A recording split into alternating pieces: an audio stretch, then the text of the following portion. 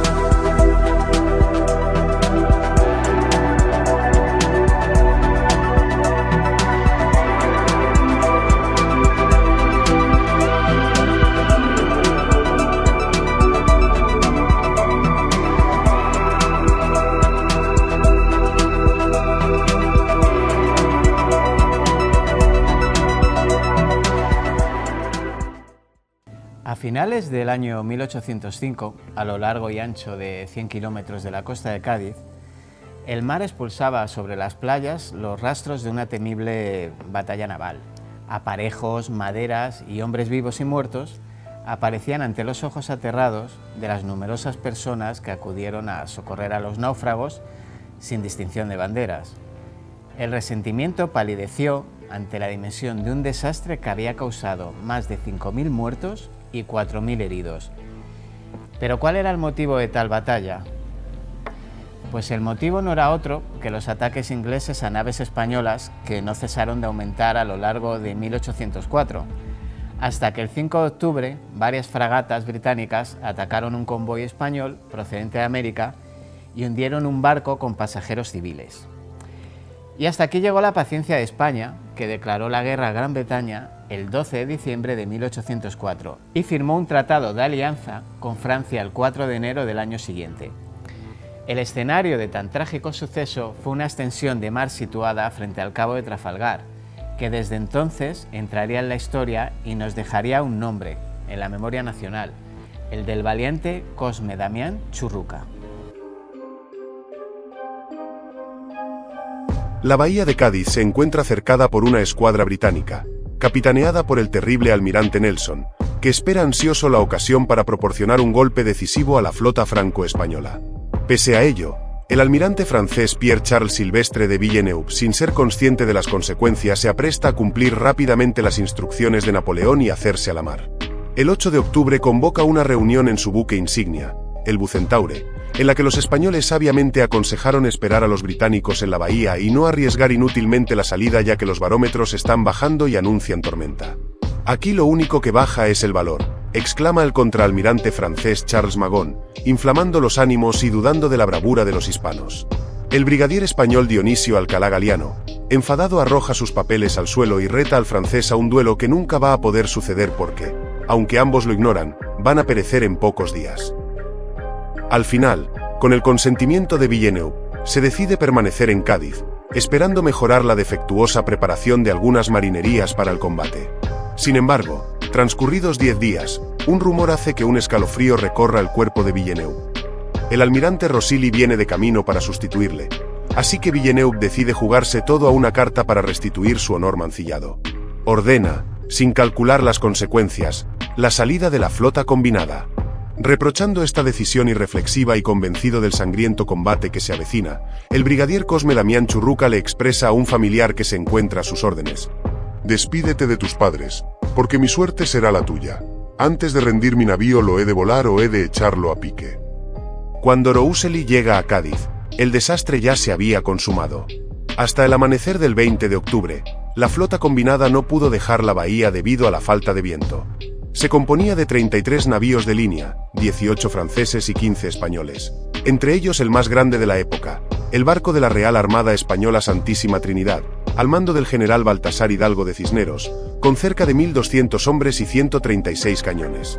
Por la tarde, Villeneuve ordenó a la flota poner rumbo a Gibraltar y, poco antes del anochecer, formar la línea de batalla ante la cercanía del enemigo. En efecto, Nelson sabía de las evoluciones de Villeneuve y su flota navegaba hacia la franco-española para interceptarla. La madrugada del 21 de octubre, ambas flotas se avistaron, aunque los débiles vientos ralentizaban cualquier maniobra.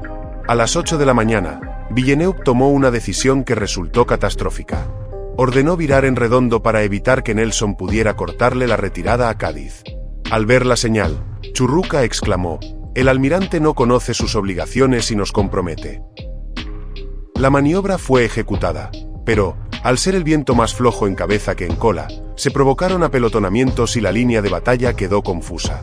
El almirante Gravina, que había quedado en retaguardia con su barco, el Príncipe de Asturias, dio órdenes para rectificar la formación, pero poco se pudo hacer ante la llegada de la flota británica.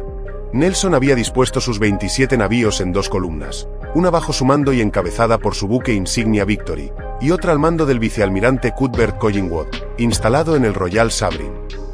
Con ellas pretendía cortar en sentido perpendicular la línea franco-española y destruir su centro y retaguardia antes de que la vanguardia pudiera auxiliarlas. Antes de mediodía, Nelson envió la señal de batalla a sus buques. Inglaterra espera que cada hombre cumpla con su deber. Por su parte, los españoles izaron en el mástil una cruz de madera, a la vieja usanza de su marina desde Lepanto, y se dispusieron a recibir a los británicos. Villeneuve dio orden de abrir fuego y el combate se inició cuando el Fougueux disparó sobre el Royal Sovereign. La columna de Collingwood se interpuso entre la retaguardia y el centro de la línea franco-española, al tiempo que la encabezada por Nelson, un poco más retrasada, marchaba directa a incrustarse en el centro aliado, donde se hallaban el Bucentaure y el Santísima Trinidad. La genial maniobra del inglés consiguió cortar la línea aliada en 2 partes, quedando 10 barcos en vanguardia, de los cuales solo unos pocos pudieron incorporarse a tiempo al combate. Los otros 23 navíos se enzarzaron con los 27 británicos en numerosas escaramuzas que se decantaron a favor de estos últimos. Así, el Bahamas se enfrentó inicialmente contra 2 navíos de la columna de Collingwood y después contra otros 2 hasta que un proyectil arrancó la cabeza a su comandante, Alcalá Galiano. Aunque antes del combate había gritado a su tripulación: «Tengan todos entendido que la bandera está clavada. Este barco no se rinde». El Bahama, gravemente dañado, acabó capitulando. El almirante Nelson dispuso sus barcos en 2 columnas para cortar la línea franco-española y destruir su centro y su retaguardia. Magón, el contraalmirante francés que tenía una cuenta pendiente con Alcalá Galiano, también resultó mortalmente herido en el Algeciras, como Churruca en el San Juan Nepomuceno. Este ocupaba el último lugar de la línea de batalla y se enfrentó sucesivamente a 5 navíos británicos. Churruca perdió la pierna de un cañonazo, pero, en un gesto heroico, pidió un barril de arena a fin de cortar la hemorragia y permanecer erguido para continuar dando órdenes. Muerto su jefe y tras 4 horas de combate, el Nepomuceno acabó rindiéndose a los ingleses. Como había escrito Churruca a su hermano: «Si oyes hablar de la captura de mi barco, piensa que he muerto». El Victory de Nelson sufrió el fuego de 4 navíos antes de recibir refuerzos. Arrimado al redoutable francés, se sucedieron varias tentativas de abordaje y el fuego de fusilería sobre las cubiertas era intenso. Una bala hizo saltar una astilla de la cubierta que hirió al capitán Thomas Hardy, comandante del Victory. Al rato, otra bala hacía blanco en el almirante inglés. «Por fin lo han conseguido, Hardy», exclamó. «Me han roto la espina dorsal». Eran las 1:25. Nelson fallecería 3 horas más tarde, sabedor de la victoria. Bueno, pues una semana más en Historias de la Gente tenemos a nuestro compañero Antonio Checa. Bienvenido, Antonio. Bien hallado, Roberto. Bueno, ¿de qué nos vas a hablar hoy? Pues hoy voy a hablar de algo que formaba parte de la educación sentimental y de la formación sentimental de los españoles hasta hace muy poco, sobre todo de los españoles varones, la mili, el servicio militar. Ay, la mili. Para gente que no sepa ni de qué estamos hablando. No. A ver, la mili desapareció en el 2001, era el servicio militar. ¿Y en qué consistía eso del servicio militar? Bien, pues vamos por partes, nos vamos a retroceder en la historia, ¿de acuerdo? El servicio militar básicamente ha existido prácticamente en todas las colectividades humanas y existía la obligación de, en situaciones de peligro para el grupo, tomar las armas y defenderlo. Tradicionalmente, la Edad Media se pretendía que únicamente eran los caballeros los que defendían, pero realmente en situaciones de necesidad era todo el mundo el que tenía que coger las armas. Aquí estamos en España, más concretamente esto se está rodando en Castilla.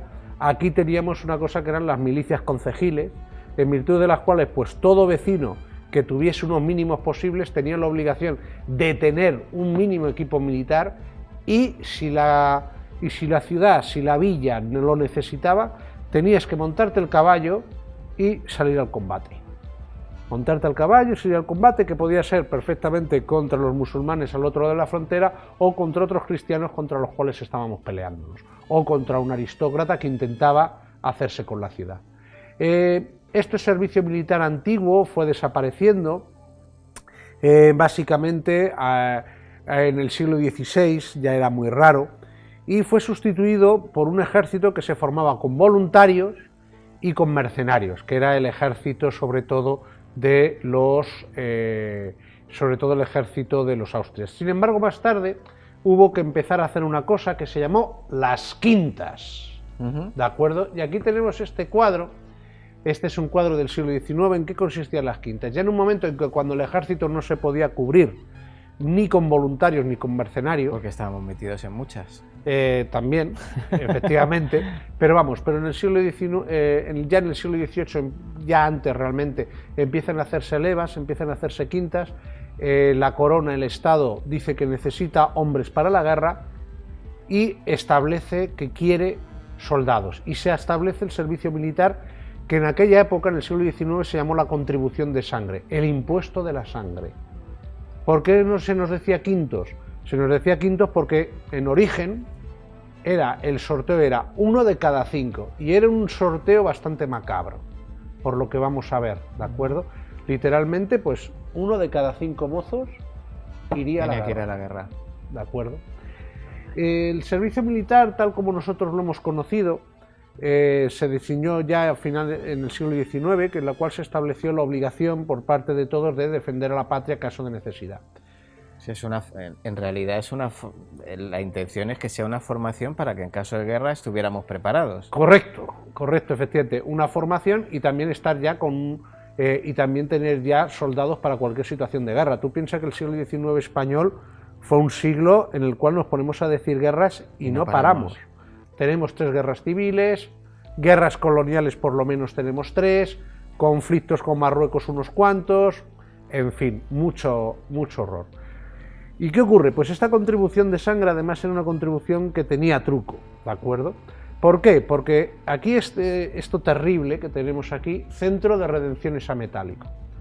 En el siglo XIX se establecía que el Estado todos los años llamaba a los quintos, pero te podías librar por determinadas circunstancias. Una de ellas era pagando. Sorpréndeme, eso te iba a decir, sorpréndeme. Pagando, ¿de acuerdo? Por eso tienes centro de redenciones a metálico. Tú sencillamente, antes del sorteo, pagabas una determinada cantidad de dinero y con eso ya te librabas de hacer la mili. También podía ocurrir otra cosa, y es que podías pagar a un sustituto. Es decir, a un pobre infeliz que tenía menos dinero, tú no tenías suficiente para salvarte, pero sí para pagar a un pobre infeliz que fuera en tu lugar. Y luego también había otra cosa, que por ejemplo era igual que tú tienes seguro de coche. Vale, pues mucha gente se contrataba un seguro de quintas. El seguro de quintas, ¿en qué consistía? Mira, tengo mi hijo ya tiene 10 años, es muy probable que le toque o le puede tocar, voy a pagar un seguro de tal forma que si le toca, el seguro paga la redención a metálico. Como si fuera un siniestro del coche. Sí, sí. Porque ahora lo verás, que te tocase podía ser siniestro total. Bueno, ¿y en qué consistía ese primigenio servicio militar? Pues mira, el servicio militar, claro, aquel servicio militar del siglo XIX era muy duro, ¿de acuerdo? Muy duro. Mucho más de lo que nos podemos imaginar nosotros. Hay que tener en cuenta que quedó determinado de tal manera que eran 4 años de servicio y 4 años de reservista. Es decir, el Estado te ha estado formando como militar durante 4 años y no quiere perderte del todo, con lo cual en los próximos 4 años, en una situación de necesidad, si el Estado considera que es necesario, se llama a los reservistas. ¿Por qué? Para tal conflicto, para tal guerra.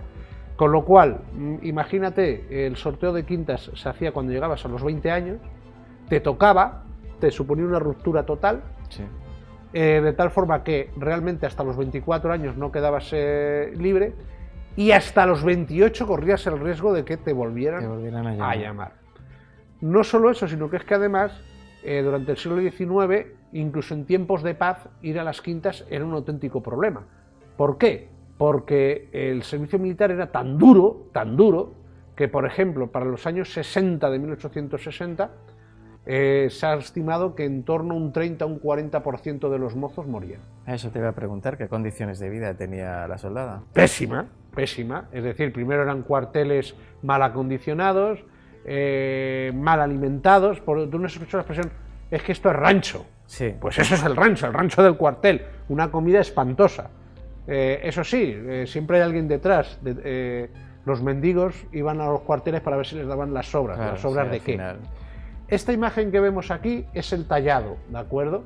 Cuando te tocaba ir a la mili, pues lo primero que había que ver era si dabas la talla, de ahí viene la expresión, y te hacían el tallado. Hay una copla muy buena que dice: ya se van los quintos madres, ya se van los buenos mozos, ya se queda la plaza con cojos y legañosos. Es decir, ¿por qué? Porque los que se iban eran los buenos mozos. Exacto. Y pobres. Y pobres. De hecho, hay una, si me lo permites, Sí. y además que creo que tenemos problemas de lluvia, había una jota toledana que decía: si te toca te jodes, que te tienes que ir, que tu madre no tiene para librarte a ti. Esa es. O sea, más clara, imposible.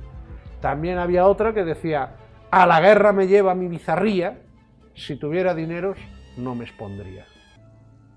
Y así fue. Estos estudios de este tallaje a los historiadores luego nos ha dado muchísimo juego, porque nos ha permitido hacer estudios de antropometría. Sí, claro. Y esto nos ha permitido ver cómo ha evolucionado la estatura y la salud de la gente, y te da auténticas sorpresas. Y luego, pues por ejemplo, este sector de historia de la gente, dijimos que queríamos hacerlo desde abajo. Así que no, es que no tenemos testimonio de la gente de abajo. Y yo, ¿cómo que no? ¿Y el folclore qué es? Claro. Y por ejemplo, un refrán que decía: hijo quinto y sorteado, hijo muerto y no enterrado. Total. Incluso, te he dicho antes una estadística, hay una copla que dice: ya se van los quintos, quién sabe si volverán. De 10 a lo mejor 5, Dios dirá. Claro, y hablábamos de las clases bajas y las clases altas. Las clases altas iban a la guerra, pero tenían las academias. Correcto, iban a las academias. Ellos generalmente lo que nadie quería hacer era ser un soldado de reemplazo, era entrar como un soldado raso en el cuartel, claro, porque está claro que lo ibas a pasar fatal. ¿De acuerdo? Eras carne de cañón. Correcto, entonces eras carne de cañón, y entonces teníamos las academias. Entrabas en las distintas academias y sobre todo era para gente que quería hacer carrera militar. Y de hecho, pues en una salida, pues para hijos de militares o para dentro de las clases medias, el destino de los militares españoles es un poco ambiguo, porque éramos el ejército de Europa con mayor, hubo momentos en que éramos el ejército de Europa con mayor número de oficiales. El Estado decía: para esta quinta quiero tantos hombres. Se mandaban las diputaciones provinciales. A esta provincia tiene tanta población, pues a esta provincia le corresponde tanta gente. Las diputaciones provinciales lo mandaban a los pueblos. Este pueblo tiene tanta población, le corresponden tantos mozos. Y se convocaba el sorteo de quintas. Aquí ya teníamos una corrupción. Imagínate el cacique, el hijo, sí, y tal y claro, ese no pues, iba a ir. Hijo mío, tú tranquilo, que ni tan siquiera vas a entrar en el sorteo, ¿de acuerdo? Es decir, tu nombre no entraba en la... Ya no es que no salgas, es que ni entras. Es que ni entras, ¿de acuerdo? Entonces, ¿qué ocurre? Se hacía mediante un sistema en el cual, por un lado, se intentaba que fuera lo más limpio posible. Por un lado, en una cántara ponían los nombres de los quintos del pueblo y en el otro lado unos números. Iban sacando los nombres de los quintos, iban sacando los números un niño de menos de 10 años y decían: Roberto Miró, el 1, te tuviste mucha suerte, te has salvado. Antonio Checa, 21, te jodes. África. África. ¿De acuerdo? Era mediante ese sistema de sorteo. Madre mía. Aquí tenemos, pues por ejemplo, unos quintos muy felices y muy contentos en el siglo XX, pero claro, ahí el servicio militar era otra cosa. ¿Cuánto duraba en esa época? ¿2 años era ya? El servicio 18 militar, meses? No recuerdo. 2 años, 2 años, ¿no? en los años 60, luego posteriormente pasó a 18 meses. Nuestra época era 1 año ya. En nuestra época ya al final fueron 9 meses. 9 meses. Entonces, Un parto. Efectivamente. ¿Qué recuerdos? Es que ya somos historia, ¿te das cuenta? Sí. Pues entonces nada, sencillamente lo que ocurre es que el sistema de quintas desaparece por el sistema de servicio militar obligatorio en 1912, cuando además ya se producen toda una serie de motines y además ocurre algo que es la Semana Trágica de Barcelona. En una de tantas guerras, además fue una guerra en Marruecos, pues se llama los reservistas. Y los reservistas, que se habían chupado ya sus 4 años de mili, dijeron, no, por esto no pasamos. Hombre, ya es demasiado. Esto ya es demasiado. Y se sublevaron. Barcelona, eso fue lo que se llamó la Semana Trágica de Barcelona, fue una revolución, no llegó a nada, pero de una forma u otra las autoridades de la Restauración se dieron cuenta de que aquello no podía seguir así y entonces establecieron el servicio militar obligatorio para todos los españoles. Claro. Pero Como siempre. hay clases. Siempre. Hay clases. Es decir, se terminó la redención a metálico, se terminó pagar un sustituto, que los sustitutos a veces hay testimonios que dicen, si es que me han pagado de sustituto un hombre de 60 años, Claro. si es que ni tan siquiera este hombre tenía que estar aquí, Sí, no va a servir para no ese sirve fin. para nada, etcétera, etcétera, ¿de acuerdo? Bueno, pues ¿qué ocurre? Que en 1912 se establece una cosa que se llamó los soldados de cuota, que sencillamente si tú pagabas una cantidad, elegías el destino y luego aparte pues tenías una mili más llevadera. Claro, no era lo mismo en 1912, pues mira, pago la cuota y que me destino a la guarnición en Madrid, donde además vive mi familia, Claro. y no voy a pasar hambre, que no pago cuota y corro el riesgo de que me manden a la guerra de Marruecos, Sí. en la cual hay muchas posibilidades de que no vuelva. Esto eran los soldados de cuota. Luego más adelante los soldados de cuota desaparecen, pero siguió existiendo una cosa que hay una película, no sé si el realizador podrá volver hacia atrás. Aquí esto, 15 bajo la lona. correcto, 15 bajo la lona, fue uno de los grandes éxitos del cine español de aquella época. Actores que eran auténticos reclamos sexuales para nuestras abuelas.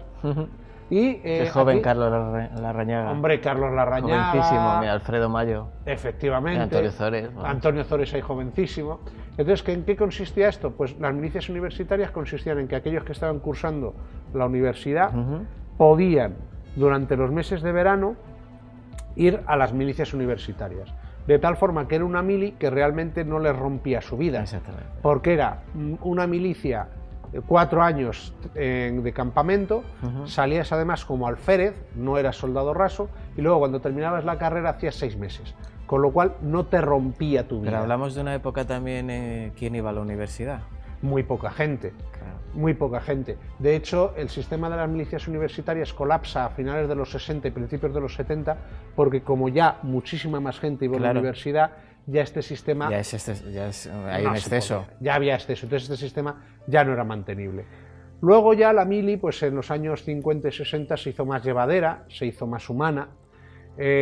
Por eso, pues ahí las fiestas de quintos hemos visto esa foto, los quintos de 1968, tan felices porque se salen del pueblo. Es que sí, mucha gente era la primera y única vez que a lo mejor salía del pueblo Sí. donde vivía. Con las mujeres el servicio militar ha sido muy raro. Solo ya en el siglo XX en algunos países se ha implantado un servicio militar para la mujer, por ejemplo Israel lo tiene. En España lo que se estableció fue el Servicio Social de la Mujer, que duró de 1937 a 1975. En él, pues las mujeres estaban obligadas, igual que el hombre hacía el servicio militar, la mujer debía hacer un servicio social. Estos servicios sociales eran muy variados, se lo ha criticado muchísimo porque muchas veces era más ideología que otra cosa, se les intentaba inculcar la ideología de la sección femenina. Eso te iba a decir, estaría metida, claro, la Total, sección femenina. Claro, la sección femenina era la que lo organizaba. Se les daba, hay libros que se han hecho pues ridiculizando mucho la formación que recibían, porque era una formación para aprender a ser buenas madres, buenas esposas, buenas hijas, según los cánones de la época. Claro. Era obligatorio, pero tampoco el Estado exigía demasiado. Sí, no, me refiero, no era como la masculina, no, No. todo el mundo, no No todas las todo el mujeres mundo, iban. No todas las mujeres iban. Lo que pasa es que sí que es cierto que si querías en un momento determinado optar a determinados puestos de trabajo, Se lo pedían, exigía. te exigían Con lo la cual- como la cartilla militar. Correcto, como la cartilla militar, efectivamente. Y volviendo al servicio militar, llegamos ya pues a los tiempos de la democracia. A nuestros tiempos. A nuestros tiempos, a nuestros tiempos. Que me vas a contar tus batallitas de la mili. Bueno. Yo en mis batallitas de la mili, vamos a ver. Yo, si me permites, primero hablaré de lo general. Sí, sí. Tal igual. A ver, pues mira, lo que ocurre ya, pues cuando llega la democracia, llegan los años 80, la mili cada vez ya es más discutida, y además, pero eso sí, en todas las casas españolas había esto, en los comedores. Cuando el hijo iba a hacer la mili, Sí, la foto de la la comunión. foto de la comunión y la del foto del servicio hijo militar. haciendo la mili, correcto.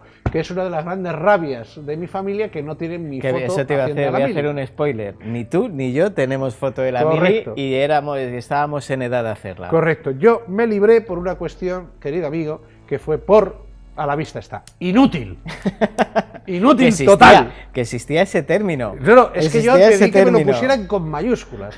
Me explico para los espectadores. Sencillamente lo que se quería era alguien que, lógicamente, en una situación militar tuviese algún interés. Una persona con esto, en fin, muy útil no es. De francotirador no te veían, ¿no? No, correcto. Entonces resulta que me dijeron cuando a partir de determinado nivel de dioptrías no ibas a la mili, yo sencillamente cuando ya llegué a un determinado nivel de dioptrías me presenté con esto y me dijeron, es usted un inútil, y yo, sí, no lo sabe usted bien. Luego también en los años 80 el servicio militar cada vez era más discutido, no se le veía el sentido.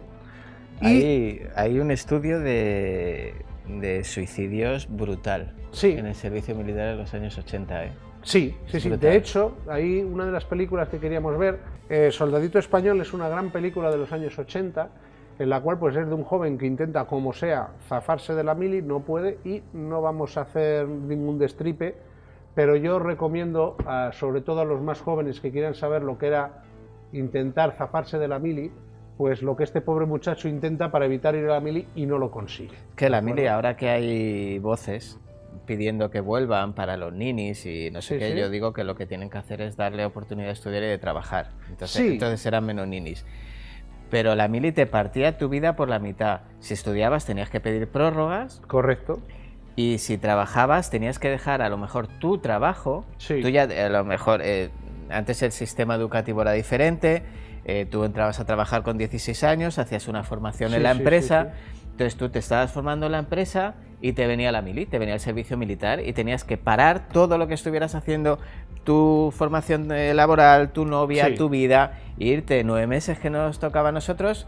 Si tenías suerte y te tocaba cerca, Bien. estupendo, que la última época sí se intentaba que te Se pillase intentaba que todo cerca. fuera más humano.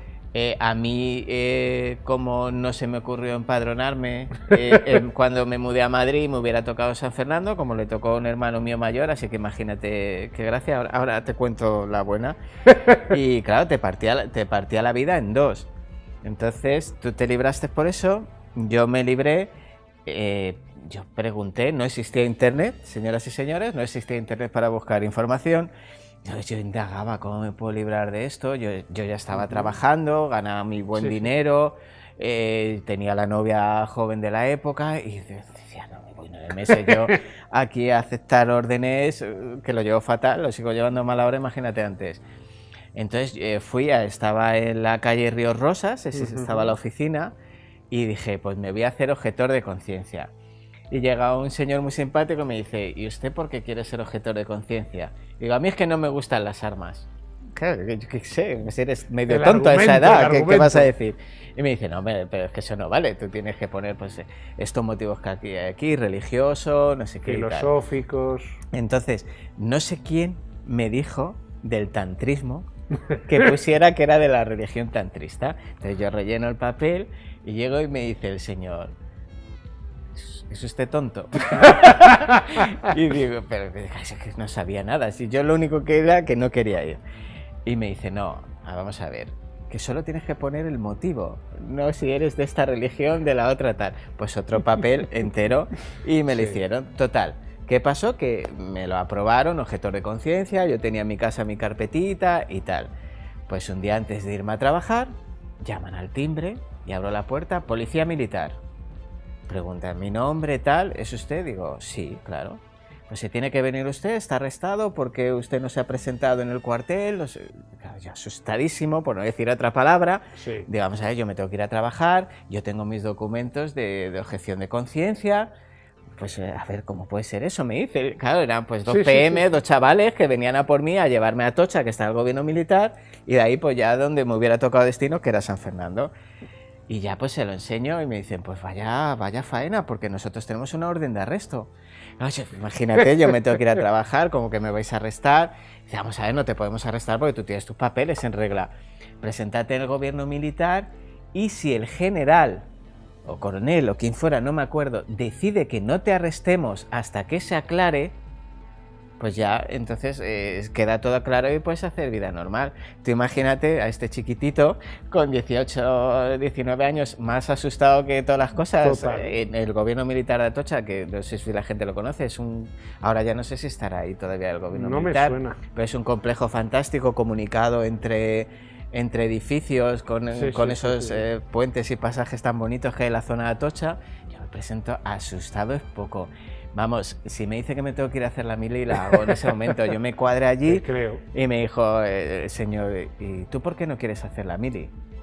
Porque esto de aquí no hay quien se lo crea. Hombre, es que si dijiste tantrismo. Claro, y le dije, mira, yo le digo la verdad.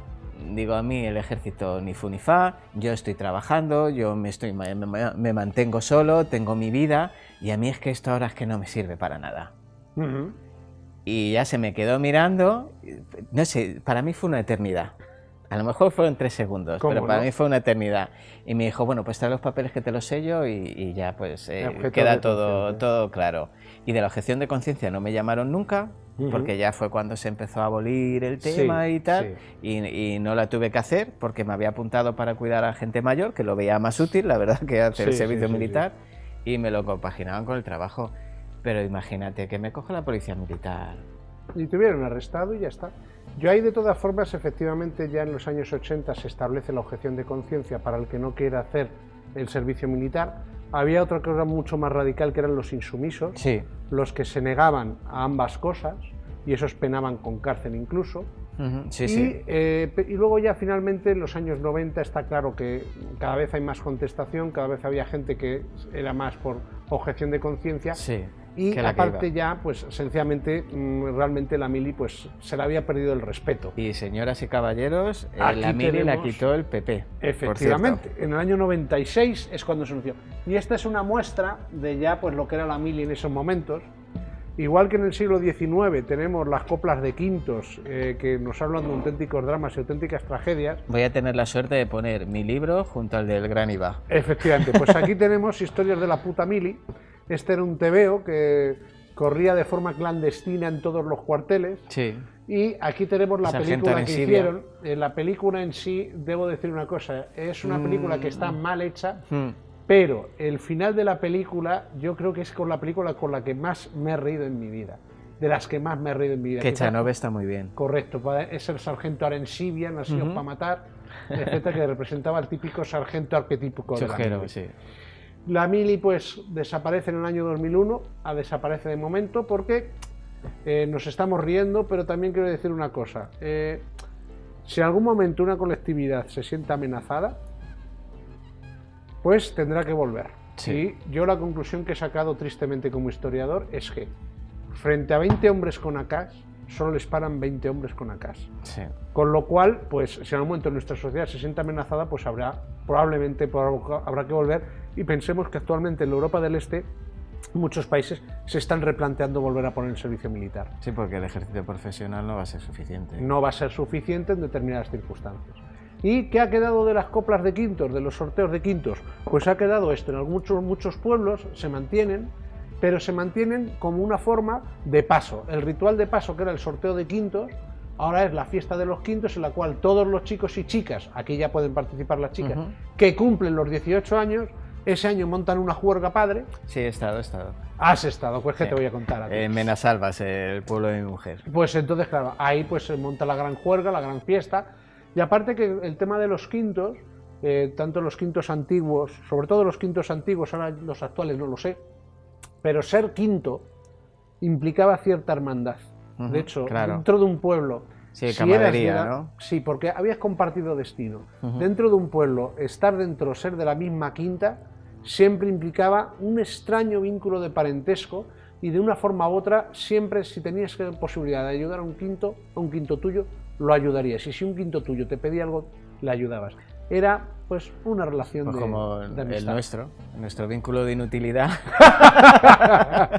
Efectivamente. Y esto básicamente pues es dentro de la historia de la gente algo por lo que pasaron todos los varones, o casi todos los varones españoles, en los últimos 2 siglos. Pues muy bien, Antonio. Pues ya te dejo por hoy, te dejo tranquilo por hoy. Nos vemos en un par de semanitas. Pues aquí se van los quintos, ya se van marchando, hasta dentro de 2 semanas. Hasta dentro de 2 semanas.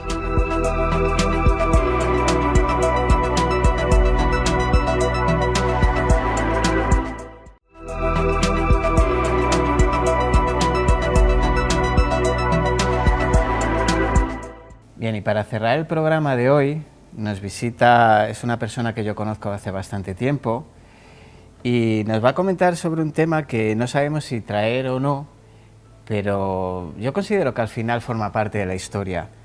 A lo largo de la historia, aunque sea repetitivo, siempre han existido los oráculos, han existido las personas que tienen sensibilidad pues, para conectar con otras esferas de nuestra existencia. Y por eso hoy quería traer a una persona que tiene una sensibilidad bastante especial. Ella es Elena de la Cruz. Bienvenida, Elena. Gracias, Roberto. Me alegro mucho de que estés aquí.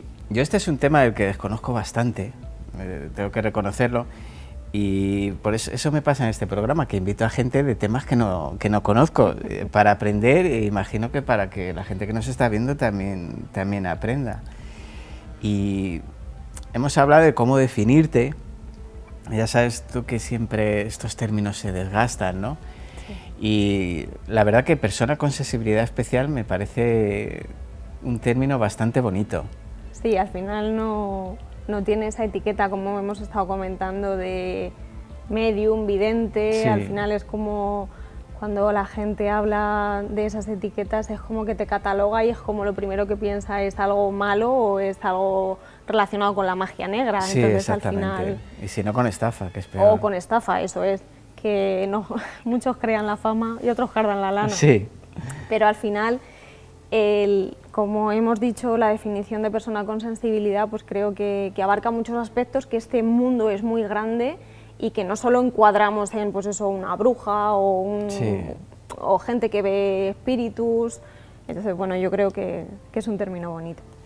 Sí, bueno, y hablamos de que creemos en otras fases, en otras etapas de existencia que conviven con la nuestra.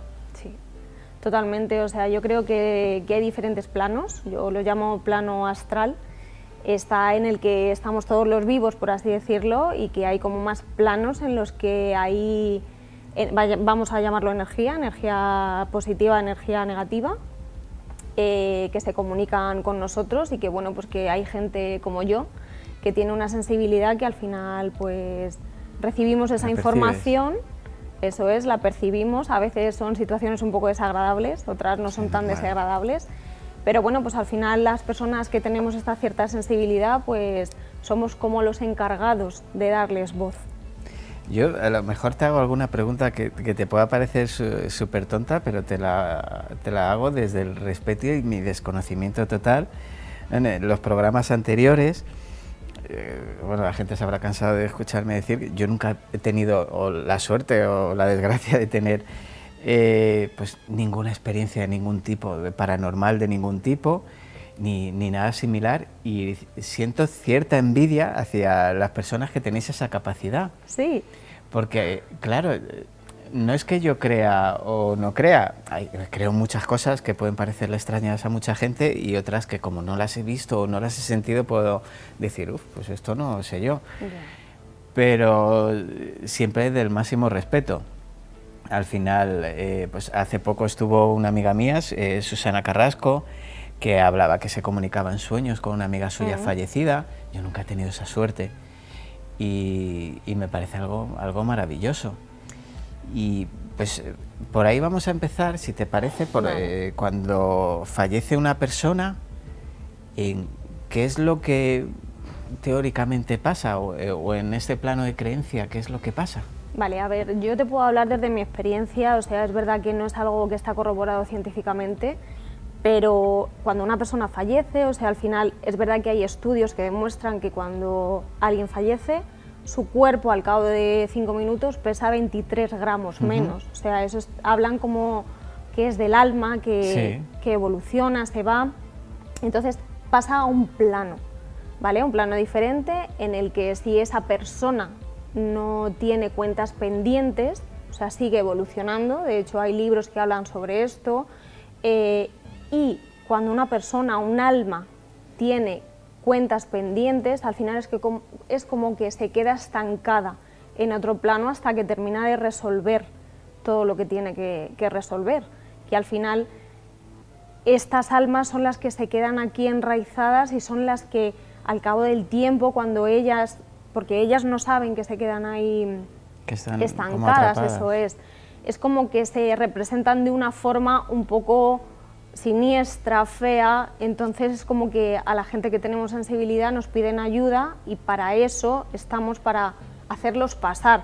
O sea, había una serie que se llama Entre fantasmas, que yo lo hablo con un amigo, que es como es que muchas veces la realidad supera la ficción, o sea, es alucinante, y esa serie, por ejemplo, reflejaba muy bien. ¿Pero lo sentís así? ¿Como esa comunicación? Depende del ente, depende de... O sea, es verdad que yo he tenido experiencias paranormales que han sido un poco heavies, por así decirlo, ¿no? Sí, agresivas. Hay otras que estás de repente y es como, ¡ostras! Claro. ¿Sabes? O a veces no se dejan ver, otras veces sí que los percibes por el olor o el sonido, o sea, es muy curioso. Y hay otros que no se dejan ayudar y al final es como que su alma se queda estancada por siglos y siglos en ese plano, en ese mundo. Qué pena, ¿no?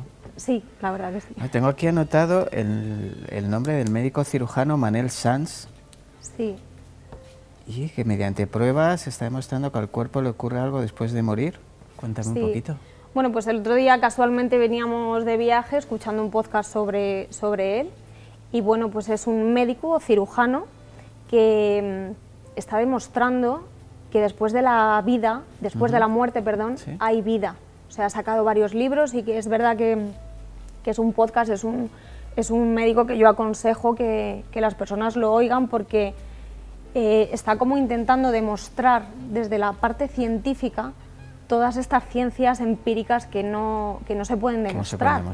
Entonces es muy interesante porque él cuenta como cirujano médico que ha vivido cosas de pacientes que estaban en la mesa de quirófano que han mostrado signos o que han vuelto contando historias de cosas que han pasado en el box de al lado.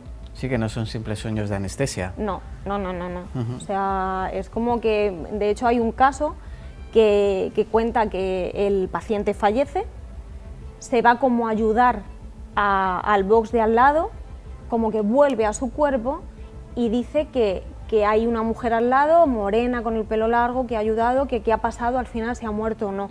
Entonces los médicos se quedan pues como un poco alucinados de decir, normal. Si estabas muerto científicamente, ¿qué ha pasado? Bueno, me dice que es una experiencia impresionante. Sí.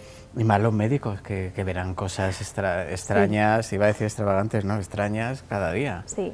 Ellos que trabajan con la muerte prácticamente cada día. Sí, casualmente, mira, me viene un poco a la mente, mi hermana es enfermera y mi hermana tiene también sensibilidad, pero nunca creía en esto hasta que empezó a trabajar de enfermera en el hospital y me dijo, te tengo que dar la razón, o sea, porque me están pasando cosas en las que yo no creía y llevas razón. Que sea un sitio con sensibilidad, claro, o sea, que provoque esa sensibilidad es un hospital.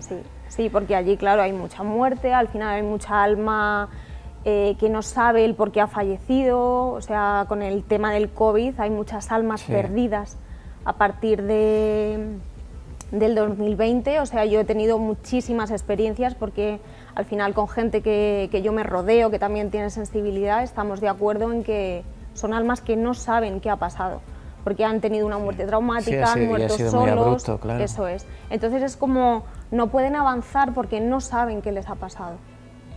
¿Y cuál es vuestro papel en este caso? Pues en mi caso, yo te hablo de mi caso, es ayudarlos a pasar. O sea, es ayudarlos a entender en el punto en el que están. O sea, todo esto no es llegan, se ven, vamos a pasar, no, o sea, lleva un proceso, claro. Hasta que ellos también sienten que ha pasado algo, que se dejan ver ante ti. Entonces, a partir de tiempo, de cosas que se hacen, pues los ayudas a pasar, los ayudas a comprender el que ha pasado. Al final tienen que tener un nivel de consciencia de lo que les ha pasado. Sí. Imagino que sí, o sea, es verdad que yo he dado casos con espíritus que no saben el por qué se encuentran ahí. ¿Y cómo te descubres tú? ¿Cómo descubres ese don? Pues sí que es verdad que yo desde pequeña, o sea, sentía que era diferente. Mi madre sí que es verdad que me ha contado cosas que yo no me acuerdo, pues de que a lo mejor cuando mi abuela falleció, de decirle a mi madre, tranquila, que la abuela está bien, y decirme ella, ¿cómo lo sabes? O sea, yo tenía 3 años, claro. Y decirle, pues porque me lo ha dicho. O sea, yo al final es un tema que he normalizado, y claro. Cuando ya empecé a hablar con mis amigas y tal, yo decía, bueno, pues es que creo que esto no es normal, no le pasa claro. a todo el mundo. Entonces, como que me dio mucho miedo este mundo, lo aparté de mi vida, pero me empezaron a pasar una serie de cosas que yo sentí que tenía que estar en este mundo, y fue cuando a partir de los 25, 26 años empecé a abrir y bueno... Claro, porque tú lo puedes apartar, pero esa sensibilidad la tienes. Sí.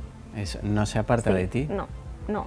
Al final es peor. O sea, yo, claro. Por ejemplo, amigas que tengo que tienen sensibilidad, las digo, es que no puedes rechazar tu naturaleza, porque al final se aparecen, se van a seguir apareciendo, pero tú lo vas a rechazar muchísimo. Claro. Entonces te va a dar mucho más miedo.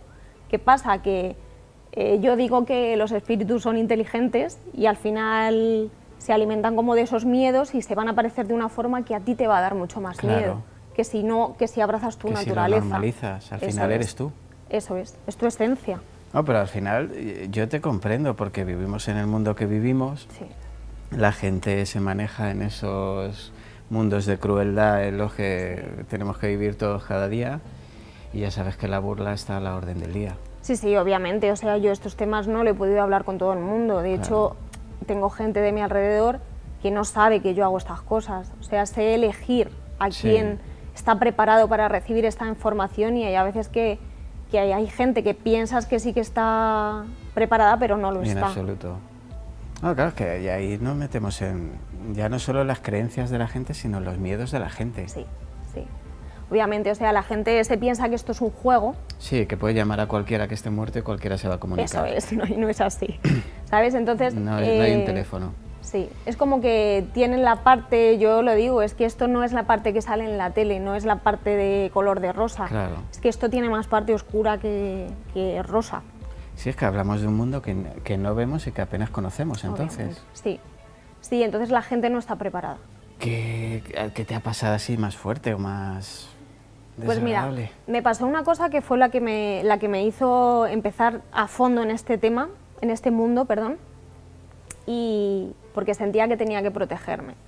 O sea, yo abandoné este mundo, no quise saber nada, y en una época de mi vida me intentaban avisar, yo no quería hacerlos caso, y de repente empecé a ver una sombra al final del pasillo con un sombrero. O sea, gente que entiende de este mundo sabe que ese demonio era un demonio de alto astral que viene, por así decirlo, a por tu alma. O sea, se la han ofrecido y él viene a recoger lo que le han ofrecido. De hecho, mi perra se ponía en el umbral de la puerta, se ponía a ladrar, o sea, yo lo veía al fondo y yo decía, vale, bueno, pues tú estás ahí, yo estoy aquí. Pero empecé a tener imágenes muy desagradables y yo sabía que me estaba repercutiendo. Claro. Entonces pedí ayuda a una amiga que conocía a una vidente y fue la que me ayudó. O sea, fue la que me ayudó a relacionarme con este tema, a abrazarlo y a saber que los entes malos están y que hay que protegerse, y más personas que para ellos, personas que vemos, somos como faros de luz. O sea, yo esto lo explico como una película, que es como ellos viven en un terreno oscuro en el que personas que tenemos sensibilidad somos faros de luz, entonces vienen a por nosotros. Una noche, o sea, la chica no me podía ver en esa semana y una noche yo me quedé sola en casa, las luces empezaron a parpadear, pero bueno, yo dije, bueno, ya estamos otra vez. Las luces se apagaron y cuando yo pasé el umbral de la puerta de mi habitación, sentí como algo me cogía del cuello, grité, las luces vinieron y fui a mirarme al espejo y tenía un arañazo cruzado de cuello hasta el hombro. Entonces, en ese momento supe que por más que yo me alejase de este mundo, ellos estaban ahí. Ellos estaban ahí, claro. Y fue una de las experiencias más desagradables que he tenido. ¿Qué tenemos que hacer para que esas energías negativas no nos machaquen? A ver, va a depender. O sea, porque si una energía negativa se tiene que materializar, o sea, si tiene que entrar por un portal, al final, por ejemplo, estamos llenos de portales. Los espejos son portales, sí. Pero sí que es verdad pues, que hay cosas, pues, por ejemplo, lavar los espejos con vinagre y agua, eso es como que hace un escudo. Yo trabajo con minerales, hay otra gente que trabaja con cruces, o sea, yo soy partidaria de que siempre te protejas con un símbolo que para ti tiene protección. O sea, me da igual de la creencia que sea, claro. Si crees en los minerales, ponte minerales. Si crees en el cristianismo, protégete con cruces, ¿vale? Entonces, al final creo que siempre hay que ir protegido, o sea, las típicas cruces de Caravaca, por ejemplo. Me acuerdo cuando decían, se te ha doblado, esos que tienen mal de ojo, decían. Sí, total. Sí. Pues al final son amuletos que te protegen, o sea, es un poco lo que tú consideres. Y no hay una manera más, no sé, para la gente que tiene desconocimiento al final, de, no sé, de que esas energías no te afecten o te van a afectar quieras o no quieras. Te van a afectar. Es que no hay explicación alguna, o sea, al final es ir sin desear el mal a nadie, es ir haciendo tu vida y si llega un momento de estos, pues al final, por desgracia, tienen que recurrir a personas como nosotros. No, y yo le recordaría a la gente que es descreída, porque yo al final no es que crea o no crea, simplemente no he percibido, entonces pues es un mundo sobre el que leo, me gusta conocer gente, pero bueno, que al final pasa a través de mí. Pero yo le recordaría a la gente que la superstición de hoy es la ciencia de mañana. Sí. Al final, o sea, todo lo que hoy nos parece, no te voy a decir una tontería porque no lo es, pero que nos parece imposible, mañana se descubre algo y es posible. Sí. Así que, porque imagino que habrá pues, burlas, risas, habrás tenido en tu adolescencia, esa época tan cruel nuestra, que cada uno la sobrellevamos como podemos. Yo, que era un poco raro y un poco friki, pues bueno, vivía a mi aire, entonces no me preocupaba ni de energía negativa ni positiva ni de la gente. Yo iba a mi aire y así sobrevivía, pero imagino que tú lo tendrías complicado. Bueno, yo siempre he sido la diferente y la rara. Claro. Al final, si encima iba a un colegio de monjas, te puedes imaginar. Sí, pero se vive muy bien así también, así se aleja gente que no quieres. Sí, lo que pasa que, bueno, al final todos sufrimos lo que se llama ahora bullying. El bullying. Da igual que seas raro, que tengas gafas, igual, que seas más gordo. Si no eres estándar... Sí, eso es. Entonces, y estándar hay dos. Sí, sí, totalmente. Por cada clase. Sí. Bueno, pues Elena, me alegro mucho de que hayas venido. Tenía muchísimas ganas de compartir el plato contigo. Y bueno, pues con Elena nos despedimos. Muchísimas gracias. Gracias a ti. Y hablaremos más veces, vale, con más cosas curiosas que me puedas contar. Y hoy quería dejar el programa sin contaros una cosa, pero me puede el ser un cotilla y tener que decirlo. Pronto tendremos una nueva sección, va a empezar muy pronto, con Carolina Corbillo, no sé si la recordarán, imagino que sí, de un programa de la anterior temporada. Esa sección va a tratar de mujeres de la historia. Ella está ahora en Nueva York, está grabando un reportaje para nosotros que esperamos y deseamos que le salga bien y veamos pronto. Y ha sacado un nuevo cómic del que ella es guionista, pero no lo voy a presentar yo, os lo va a presentar ella y espero que os guste. Desde que me quedé viuda, todos parecen querer dictarme lo que es mejor para mí, mis padres, que hasta ahora solo se habían puesto de acuerdo una vez en la vida al engendrarme. La arrogante monja Teresa de Jesús, que no soporta que haya mujeres semejantes a ella en el arte de no guardar silencio. Catalina de Cardona, beata hasta la que hace bien poco creía mi amiga. Mi hijo Rodrigo, de una rebeldía tan insoportable que me recuerda a mí misma en mi juventud, hasta el mismísimo rey Felipe II, ante el que, por supuesto, me postro como la súbdita más leal, teniendo siempre presente que lealtad nunca fue sinónimo de obediencia ciega. Obediencia ciega es lo que me piden y lo que jamás podrán arrancar de mí, porque mi juicio es lo bastante lúcido como para no dejarme manipular, y hasta donde yo sé, ningún Mendoza ha agachado jamás la cabeza por mero afán sumiso o adulador.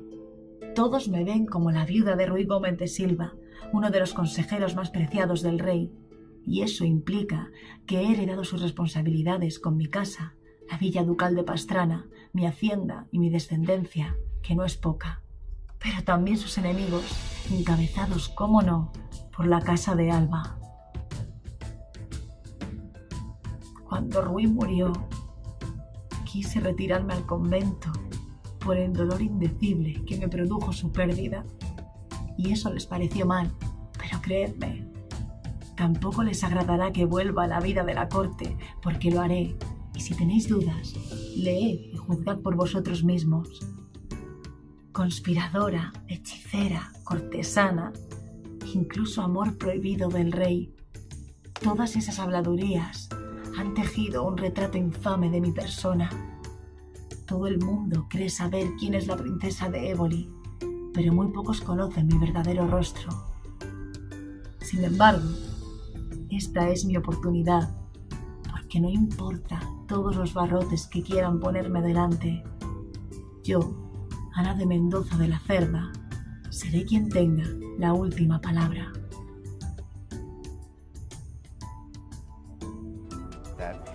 Y pues a ustedes, nada, despedirles por hoy, ya se acaba otra semana más Enigmas de la Historia. Les dejamos el correo en pantalla por si quieren, pues eso, contarnos alguna historia que les haya sucedido, que recuerden o que quieran ustedes que hablemos de ella. Y pues nada, una semana más, darles mil gracias y desearles una feliz semana.